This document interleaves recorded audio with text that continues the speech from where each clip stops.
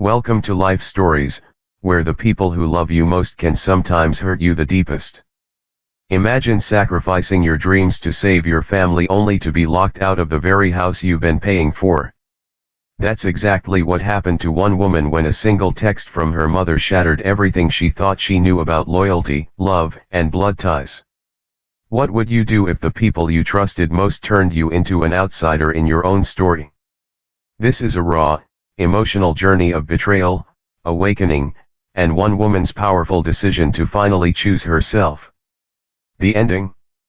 You won't see it coming. Stay with us, because what starts with silence, ends with a storm. Let's begin. The text came at 7:13 a.m., just as Harper Sullivan was sipping her first cup of coffee and mentally preparing for a pitch meeting with a high-profile tech client. It was from her mother, Carol. "We've changed the locks and the gate code. We no longer trust you." Harper stared at her phone. The mug trembled slightly in her hand as the words sank in cold, calculated, final. She didn't reply right away. There was no point. Not yet. Instead, she stood in the middle of her downtown Seattle apartment, surrounded by soft morning light and minimalist furniture she'd barely had time to enjoy. She felt hollow. Not angry. Not sad. Just, stripped. 2 years. 2 years of covering the $5,600 monthly mortgage on her family's suburban home in Bellevue. She'd sacrificed her own down payment, her weekends, her peace. And now, they'd handed everything to her younger sister Kennedy.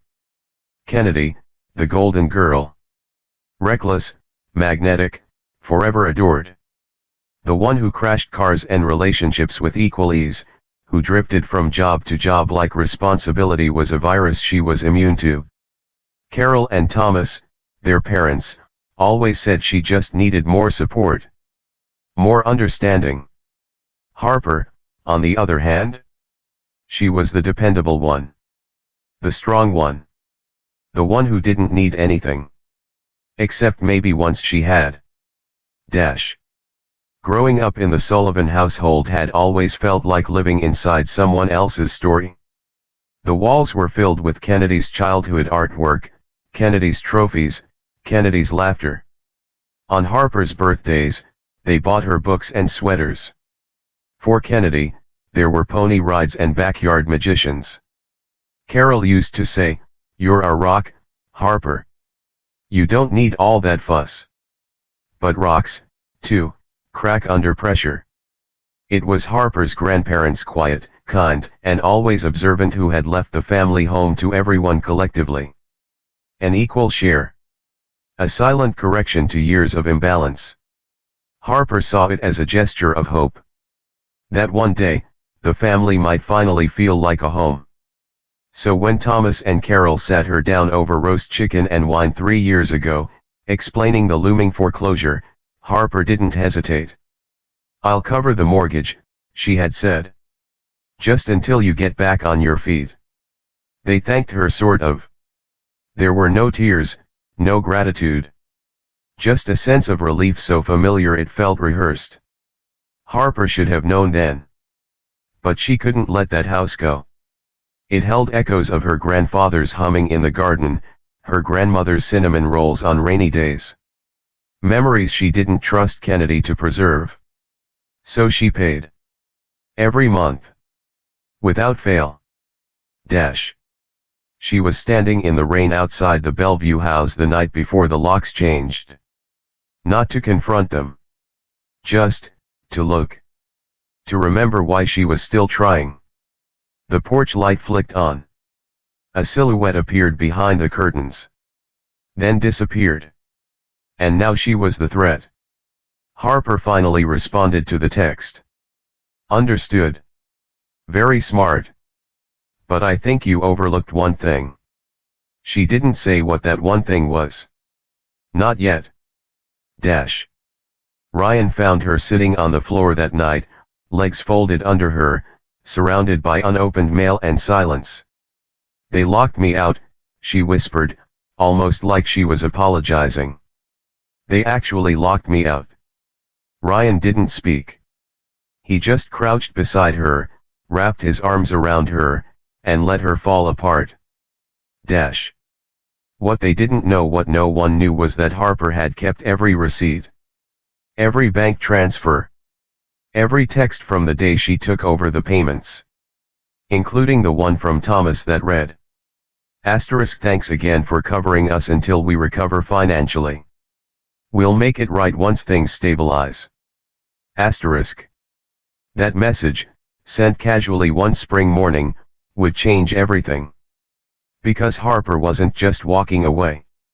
She was about to turn off the faucet they had been drinking from blindly, greedily for years.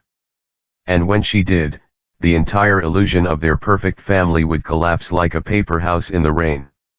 Have you ever reached your breaking point with someone you love? What would you do if your sacrifices were rewritten as obligations? That morning, Harper canceled the mortgage payments with one click. Not out of revenge, but revelation. And what followed, would turn loyalty into war. The silence from her family was thunderous. 3 days passed after Harper canceled the payments, and no one noticed. Or maybe they just didn't want to acknowledge what was coming. But Harper could feel it like a storm gathering behind the walls of a house where the windows were shut too tight. She kept her phone on silent, letting the vibrations pile up like unanswered prayers. On the morning of the 4th day, the calls began. First it was Kennedy. "Are you insane?" her voice hissed through voicemail. "The bank called. There's a missed payment. Are you seriously going to destroy our home over a tantrum?" Next came Thomas. "This is completely unacceptable, Harper. You have a responsibility to this family. Call your mother." Then Carol, softer, calculated. "Sweetheart, I think there's been a misunderstanding. The lock change wasn't personal. Just security concerns. Can we please talk? It might have worked, months ago. Maybe even weeks ago. But now," Harper felt something crack loose inside her, a truth that had always been there, but now no longer needed permission to speak. She had given everything, her money, her time, her silence. And they had given her exile. When her therapist, Dr. Grace Myers, slid her reading glasses down the bridge of her nose and asked, "What's stopping you from letting go completely?" Harper didn't have an answer. Until that night. She was reorganizing her files when she stumbled across a birthday card from 3 years ago. It was from her grandparents, the last one before they passed. To our Harper, who always carries more than her share. Don't ever forget, you deserve joy, not just duty. The tears came fast. Not because of the card. But because she'd almost forgotten they ever believed that. She wiped her cheeks with the back of her hand and whispered, "I think I'm done being the good daughter." A week later, the bank issued its second warning notice. Aunt Helen, the only relative who hadn't turned against her, called with an update. "They're scrambling," she said in a low voice. "Your parents tried to apply for a new loan. Got denied. Kennedy and Chad are underwater with their credit. They thought you'd crack before it came to this." "I'm not cracking," Harper replied, her voice steady. "No, sweetheart," Helen said. "For the first time, I think you're healing." But healing, Harper was learning, could be violent. It meant tearing down old myths. It meant waking up from love that had never been fair. The real turning point came when Harper received an email from Human Resources at her company. Subject: Urgent concern regarding employee well-being. Attached was a forwarded voicemail. It was Kennedy. "She's unstable," Kennedy's voice said. "I'm worried. She's been acting erratically, financially irresponsible. I think someone should check on her before things get worse." Harper's blood turned to ice. She played it again. And again. She memorized the way Kennedy's tone teetered between feigned concern and quiet sabotage. Her hands trembled, but not from fear. From rage. From heartbreak. Her own sister, trying to jeopardize her career, the one thing she had built without their interference. She marched into her boss's office, holding her phone like evidence at a trial. I need to explain something before rumors start flying. But her boss, thank God, didn't need convincing. You're one of the most composed, high-performing employees on this floor, he said simply. I don't care what personal chaos is circling outside that door. Inside this office, you've been nothing but exceptional. It was the first time Harper felt truly seen. And the first time she realized, maybe she didn't need her family's approval. Maybe she never had. That night, Ryan poured her a glass of red wine and asked gently, when are you going to stop surviving them and start choosing yourself? I already have, she said. But now I need to protect myself. She blocked Kennedy's number. Then Thomas's. Then Carol's. The only one she kept was Helen's. And then she did something no one expected, not even herself. She contacted a lawyer. Olivia Grant was precise, no nonsense, and quietly furious on Harper's behalf. They used your name, your income, your silence, Olivia said, flipping through the file Harper had compiled. But they never once gave you legal ownership or protection. You've been exploited. Can I sue them? Harper asked, half hoping the answer was yes. Legally. It would be difficult. Ethically. You have every right to cut ties. She paused, then added, I suggest we prepare a cease and desist. And make sure your name is nowhere near the mortgage from this point forward. By the end of the day, Harper's financial chains were finally broken. But the emotional ones. Those were trickier.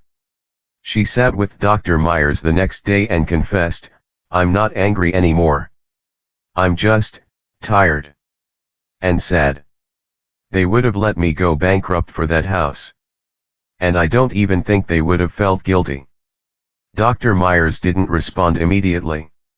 She let the silence stretch, then said, that's the grief talking. You didn't just lose a house, Harper. You lost the illusion of a family who would protect you. And that loss? It cuts deeper than most people admit. For the first time in weeks, Harper didn't try to fix the pain. She let it ache. Have you ever discovered a betrayal that forced you to rethink everything you believed about someone you loved? And when Harper receives a summons to an emergency family meeting, she must decide, does closure mean confrontation or complete separation? The sky was a dull, unforgiving gray the afternoon Harper arrived at Aunt Helen's for the so-called family meeting. The air was thick with the scent of rain that hadn't yet fallen, and the street felt too quiet, like it was holding its breath. Ryan parked the car and turned to her. We don't have to do this. I know, Harper said, gripping the folder in her lap. Inside were 2 years of bank statements, printed text messages, legal documents. Proof of everything. But I need to hear it. I need them to say it out loud. Helen opened the door with a hesitant smile, ushering them in like a hostess at a wake. The living room was full, her parents, Kennedy and Chad, Uncle Robert, Aunt Martha, even Richard Thompson, the family's lawyer, looking uncomfortable in a jacket that didn't quite fit. The tension was thick enough to choke on. Harper entered with quiet confidence, sat down beside Ryan, and waited. Thomas cleared his throat. Harper, thank you for coming. We've realized some mistakes were made. Carol dabbed her eyes with a tissue, but Harper noticed the gesture lacked conviction. Kennedy sat stiffly, her jaw clenched, arms crossed like a sulking teenager rather than a grown woman whose entitlement had just backfired spectacularly. Richard spoke next, formal and rehearsed. Your parents have asked me to explore any legal remedies to prevent foreclosure. However, given the lack of a written agreement regarding the mortgage payments, it appears there is no legal obligation on your part moving forward. Carol cut in, voice trembling, "We didn't mean to hurt you, Harper. The locks, the message, it was just a misunderstanding." Kennedy thought. "Let's stop pretending," Harper interrupted, her voice calm but firm.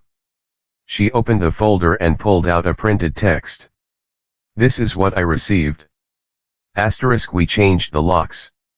We no longer trust you. Asterisk, that wasn't a misunderstanding. That was a choice." Kennedy rolled her eyes. "God, you're still hung up on that. You're so dramatic. You're making a federal case out of one text." Harper turned to her. "Do you realize I gave up my dream of owning a home to keep that roof over your heads? I worked weekends. I skipped holidays. I paid over $130,000 so you could sit there and play house. And now you want what? The house? Money?" Kennedy snapped. "No," Harper said simply. "I want my life back." Thomas looked weary, like someone who had just realized the weight he asked his daughter to carry. "If you walk away, the house is gone." "I walked away the moment you decided Kennedy deserved it more than I did," Harper said. "I just didn't realize it until you changed the locks." Carol's voice broke. "We didn't think you'd stop paying. We thought, you'd come around." Harper looked at them, really looked, and saw not monsters, not villains, but small, frightened people who had built their comfort on her silence. She felt the last string between them snap, not with rage, but with clarity. "I'm not here to be your savior anymore," she said. "You raised me to believe love meant sacrifice. But real love has boundaries. And mine starts here." Kennedy stood abruptly. "You think you're better than us because you work in a glass office and have a boyfriend who opens car doors? This family has bent over backwards for you." Helen's voice cracked through the room like thunder. "Enough, Kennedy." Everyone froze. And Helen rarely raised her voice. "I've watched Harper be sidelined her entire life. And I kept my mouth shut because I didn't want to cause conflict. But that ends today. She's not the problem, you are. All of you." The room went silent. Harper stood, gathered her papers, and nodded toward Helen. "Thank you." Then she turned to her family, her old one, and said, "I wish you healing. But I won't be part of this story anymore." She left without slamming the door. Months passed. The foreclosure went through. The house was sold at a loss to a young couple with a Labrador and a newborn baby. According to Helen, Thomas took a part-time job at a local hardware store. Carol began volunteering at the library. Kennedy and Chad separated after he found out she'd taken out 2 credit cards in his name. Harper, meanwhile, moved in with Ryan. Together, they bought a modest 2-bedroom home in a quiet neighborhood lined with maple trees and wide sidewalks. It wasn't the dream house she once imagined, but it was hers. No ghosts. No guilt. Just space to breathe. At work, Harper was promoted to Director of Strategic Marketing. Her colleagues threw her a small celebration. There was cake. There were speeches. But what stayed with her most was a note from her boss. Asterisk, "For someone who carries so much, you make the rest of us feel lighter." Asterisk. She kept it pinned above her desk. Therapy continued, too. Dr. Myers helped Harper navigate the slow, painful thaw in her relationship with Carol. They met for coffee once a month now, small, cautious steps, not toward reconciliation, but something truer. "I can't undo what I did," Carol admitted one afternoon. "But I see it now. I see you now." Harper didn't forgive her that day. Or the next. But she appreciated the effort. And when Ryan proposed on the anniversary of the day she stopped the mortgage, she said yes. Not because he completed her, but because he never asked her to be less than whole. Their wedding was quiet. No extravagant guest list. No Kennedy. No drama. Just love, laughter, and the future unfolding like sunlight through the stained glass windows of a small chapel in the woods.